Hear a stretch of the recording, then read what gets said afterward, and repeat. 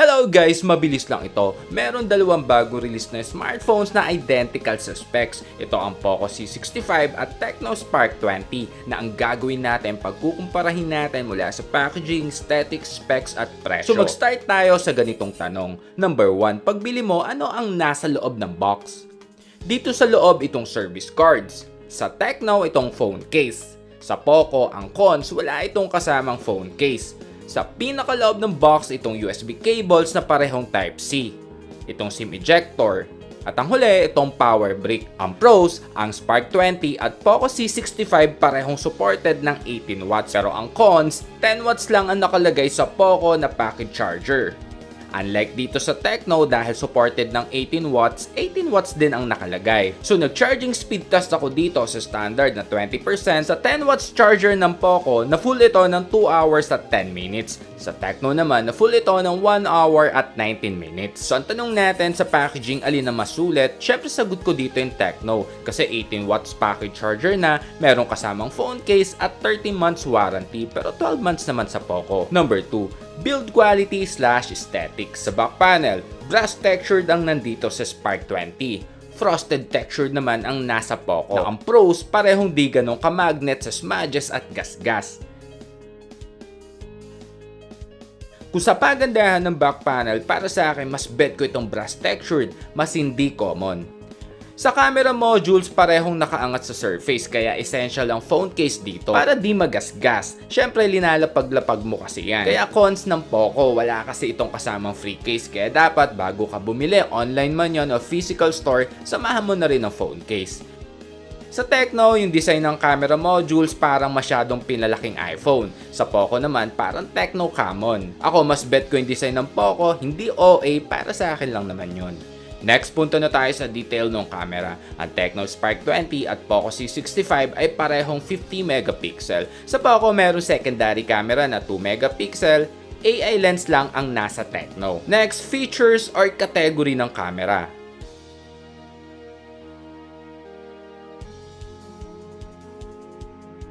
Sa selfie camera naman ay 8 megapixel sa Poco, 32 megapixel naman sa Tecno na meron yung hardware na LED flash. Sa Poco naman yung pinaka-flash niya ay yung white background tulad niyan. Ito ang sample ng front camera. Sa Poco, 4 times ako nag-reshot, talagang madim ang quality. Ito naman yung shot sa rear camera. So meron tayo dito sa indoor, outdoor at low light.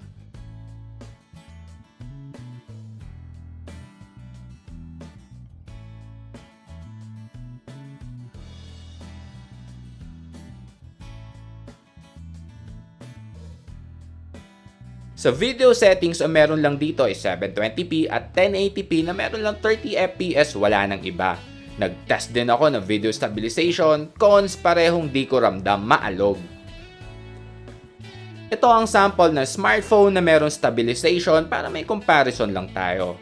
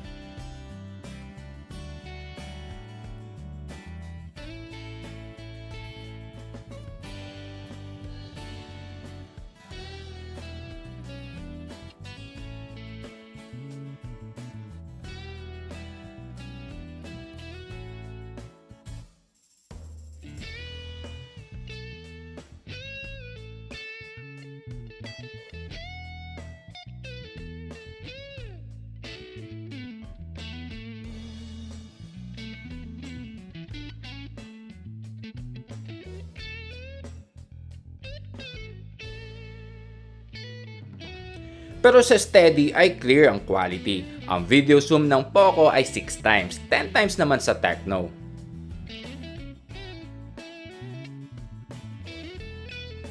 Yung frame parehong flat edge, ito kasing nauuso ngayon. Sa right side nitong Tecno ay 2 buttons para sa volume. Volume rocker naman ang sa Poco. Katabi nun yung power button, / on-off switch, ito rin ang fingerprint scanner. Across the screen naman ay yung para sa SIM tray. Ang pros, pareho itong triple card slot. Sa ilalim naman itong speaker grill, charging port, primary mic at 3.5 jack. Sa Poco wala dito kasi nasa taas. Dito meron speaker grill ulit sa Tecno dahil itong Tecno ito ay dual speakers. So clear ko lang, isang speaker lang meron sa Poco. Ito ang sample ng tunog ng speakers.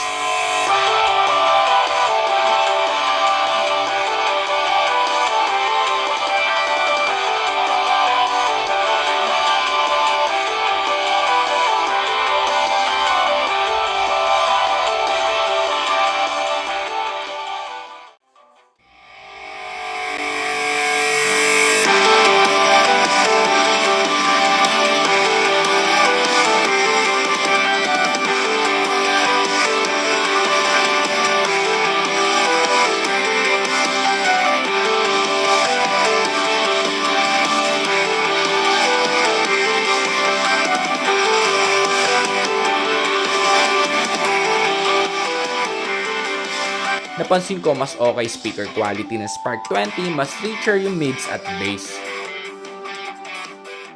Number 3, hardware/specs. Ang Tecno Spark 20, ang screen size nito ay 6.6 inch na HD Plus na IPS display. Na mas malaki naman sa Poco na merong 6.74 inch na HD Plus na IPS display din.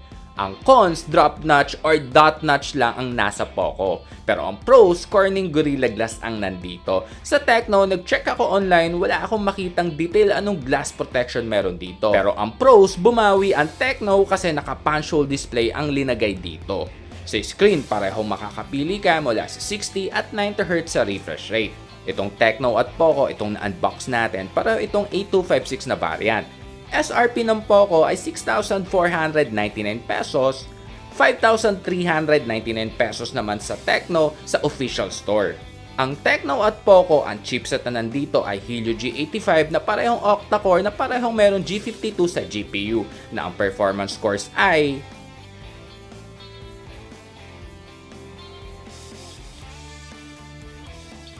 Next, challenge naman natin yung dalawa alin mas mabilis mag-power on. So ang ginawa ko dito ay sinelect ko yung parehong 90Hz para even.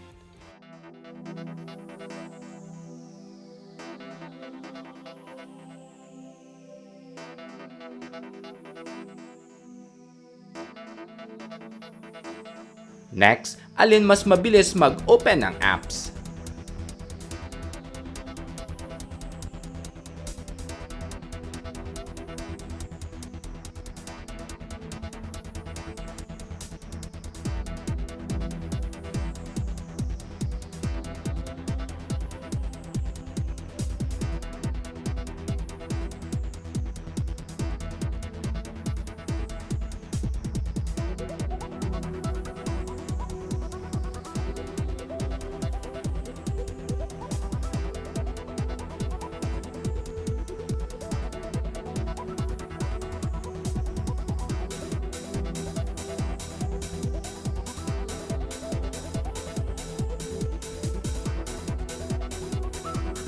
Max settings sa dalawang sikat na game app.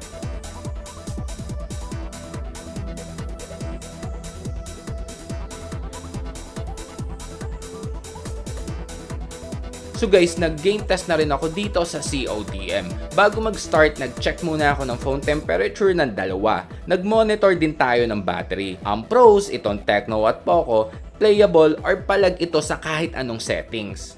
So after around 30 minutes ng paglalaro sa Poco, nabawasan ito ng 5%, 8% naman sa Spark 20, na merong init na 38.3 degrees Celsius, 39.5 naman ang sa Poco. Balik tayo sa specs. Ang screen multi-touch detection, 8 fingers lang nasa Poco. Standard na 5 fingers naman ang sa Tecno. So Widevine para sa mga nagne-Netflix, parehong meron security level na L1 Full HD. Ang network nito guys ay 4G LTE. So check natin kung gumagana sa Dito at GomoSIM. Good news dahil compatible. Parehong Android 13. Sa Tecno, iOS version 13.5. MIUI 14 naman sa Poco. Parehong supported ng OTG, supported din ng 5 GHz ng Wi-Fi. Yung Poco supported ng NFC, ang Tecno ay wala. Number 4. So guys, dito na tayo sa last part, ito ang conclusion. So ito ang checklist ko. Number 1. Sa camera lamang dito ang Spark 20, mas okay ang color tuning, mas buhay at di madim ang image.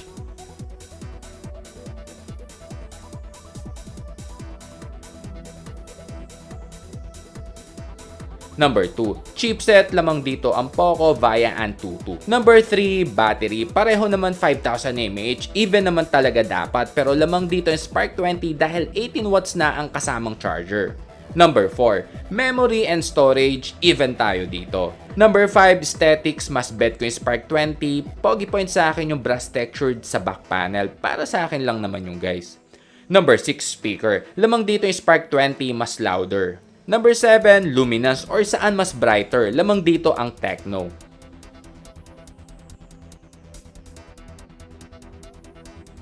Number 8, presyo. Syempre Spark 20, mas mura na 1,100 pesos, napakalaking bagay na makasave ka ng ganyang amount sa same naman na specs. Conclusion, dahil sa laki ng diferensya ng presyo, same specs tapos mas maganda camera, selfie or rear camera shooter at di ka gagastos sa inclusion dahil naka 18 watts at free case na, Tecno talaga sulit dito. So yun lang guys, hanggang sa mga susunod na reviews at comparison, ako si Kuya Gizmo, peace.